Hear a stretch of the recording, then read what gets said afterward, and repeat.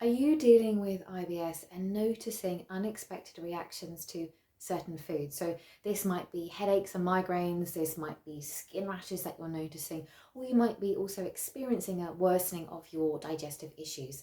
Well, if you are, you might be experiencing something called histamine intolerance. And in this video, we're going to look at the connection between IBS and histamine intolerance.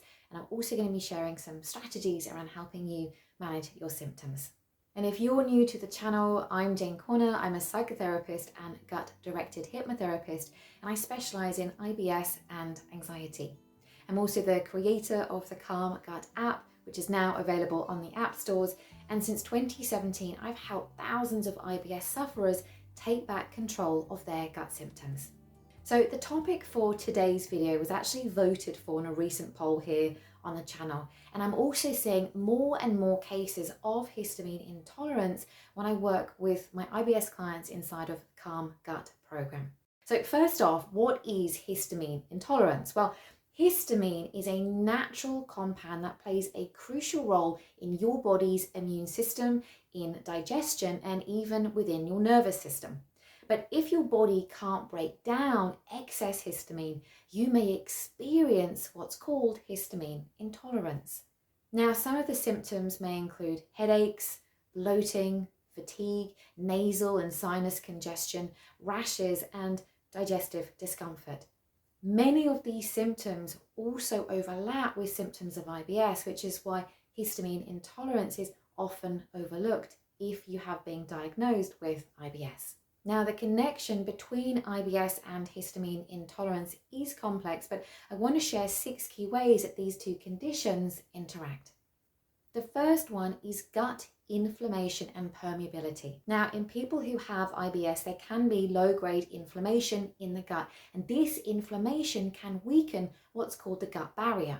When your gut becomes more permeable, also known as leaky gut, it can allow histamine and other inflammatory compounds to pass more easily into the bloodstream.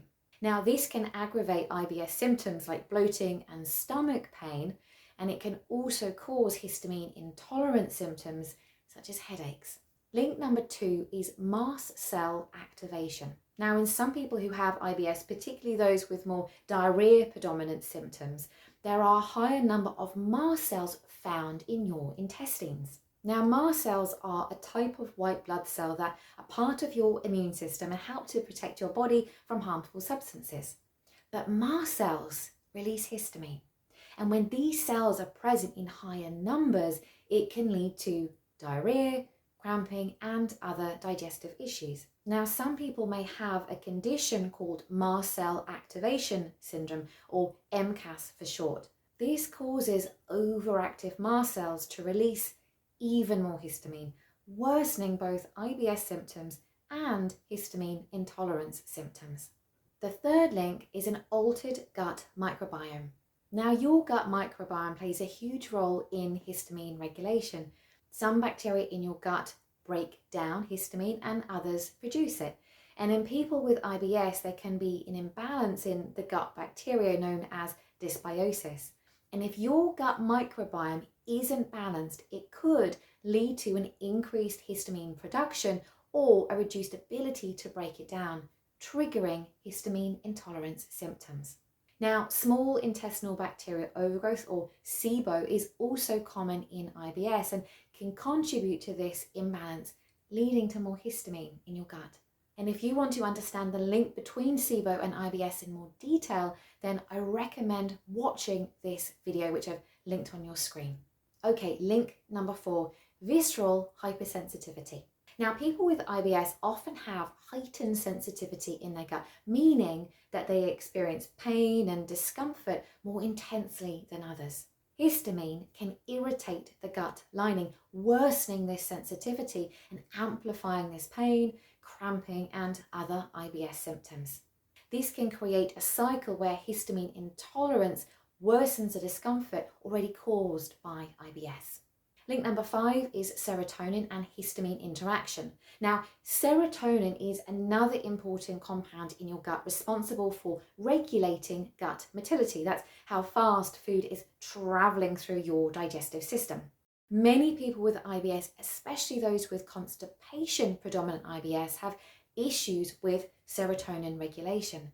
And histamine can influence these serotonin pathways, leading to changes in digestion and worsening IBS symptoms like bloating, constipation, and also diarrhea. And lastly, link number 6 is stress and the gut-brain axis. Now, most of us know that stress can play a significant role in both IBS and histamine intolerance. When you're under stress, your body releases cortisol and can trigger mast cells to release histamine. And chronic stress, which is common with IBS, not only triggers this histamine release, but also affects the gut-brain axis, creating a feedback loop that can worsen symptoms on both ends. This makes managing stress and histamine intolerance an important part of managing IBS. So now that we understand the links between IBS and histamine intolerance, how do you manage it?